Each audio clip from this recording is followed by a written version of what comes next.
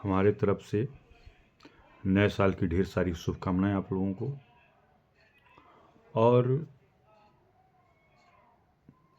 कुछ बच्चे ऐसे हैं कि उनके पढ़ने का तौर तरीका न सही होने की वजह से उनका परसेंटेज गड़बड़ हो जाता है। तो मैं उसी से संबंधित एक छोटी सी कहानी आपको सुनाना चाहता हूँ। बहुत पुराने समय, बहुत पहले समय में राजा महाराजा के दरबार में पंडित जी लोग होते थे और राजा हर काम को पंडित से पूछ कर ही किया करते थे। अभी भी होते हैं। तो लेकिन जो राजा के दरबार में पंडित जी थे उनकी उम्र काफ़ी हो चुकी थी, रिटायर के कगार पर थे। तो राजा ने भी पंडित जी को बुलाया, कहा भाई आपकी उम्र काफ़ी हो चुकी है, तो मैं चाहता हूँ अगर आपकी नज़र में कोई पंडित जी हों, कोई भी हो, तो उनको लाइए और मैं उनका इंटरव्यू लूँगा और इंटरव्यू लेकर मैं फिर उनको रख लेता हूँ अपने यहाँ, चूँकि आप रिटायर के कगार पे हैं। तो पंडित जी भी बहुत समझदार थे। उन्होंने मन ही मन सोचा कि दूसरे को क्यों रखा जाए, हमारा लड़का खुद है, मैं उसी का तैयारी करवा देता हूँ, उसी का प्रिपरेशन करवा देता हूँ और इंटरव्यू दिलवा कर उसी को रखवा देता हूँ। मन ही मन सोचे अपना वो, और राजा से बिना बताए अपने बेटी की तैयारी शुरू करवा दिए। थोड़ा इस बात को ध्यान दीजिएगा। और खाने पीने के बाद, पहले के समय में खटिया चारपाई होता नहीं था, लोग ज़मीन पर ही लेटते थे, सोते थे। तो खाने पीने के बाद अपने बेटे को अपने बगल में लिटा लेते थे और लिटाने के बाद पढ़ाते थे, अपना पढ़ाते पढ़ाते अपना सो जाते थे। इस बात को ध्यान दीजिएगा, अपने बगल में जमीन पर लिटा कर पढ़ाते थे अपने बेटे को। और 2-2.5 महीना तैयारी करवाए।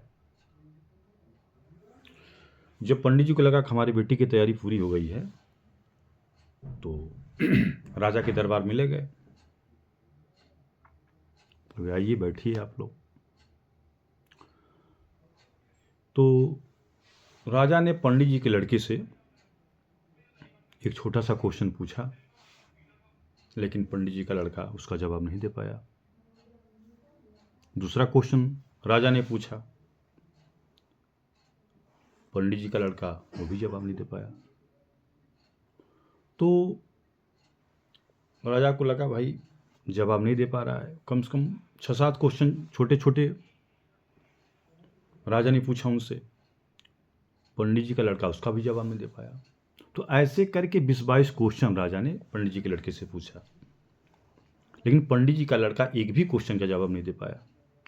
पंडित जी मन मन सोच रहे हैं भाई इसको तुम डेली पढ़ाते हैं, डेली इसको जो भी पंडित जी को राजा क्वेश्चन पूछ रहे हैं उसको डेली उस क्वेश्चन को पढ़ाया जाता है, लेकिन क्यों बता नहीं पा रहा है।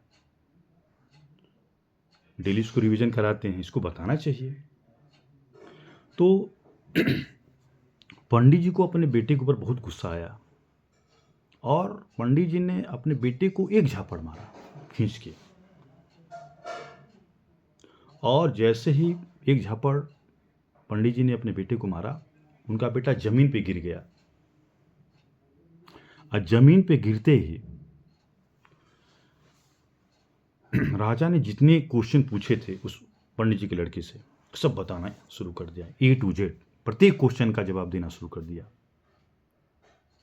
राजा हैरान हो गए, ये क्या बात है भाई, कि खड़ा था तो ये भी क्वेश्चन नहीं बता पाया, जैसे लेटा बताना शुरू कर दिया।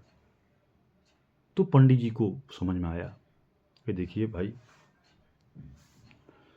एक गलती हमारी है कि जब हम सोने जाते थे तो अपने बगल में लिटा के इसको पढ़ाते थे। ये मिस्टेक हमारी है, जब हम सोने जाते थे अपने बगल में ज़मीन पर लिटा के इसको पढ़ाते थे, और जैसे उस पोजीशन में गया है हमारा लड़का, क्वेश्चन को बताना शुरू कर दिया है। तो राजा ने कहा भाई आपको सही तरीके से पढ़ाना चाहिए था।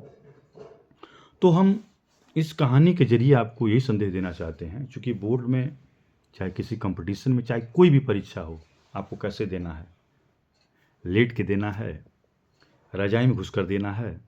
कुछ बच्चे ऐसे हाथ का सपोर्ट लेकर पढ़ते हैं। तो जितनी भी परीक्षाएं हैं कुर्सी और मेज़ पर होती हैं, चाहे टेबल और बेंच पर होती हैं। तो हमारे कहने का मतलब ये है, आप अपने घर पे तैयारी करते हैं तो मेज़ पर पढ़ने की आदत बनाइए। पीछे आपका स्टूल भी हो सकता है, कुर्सी भी, कुछ भी हो सकता है, जो भी आपका व्यवस्था हो उसी पर पढ़िए।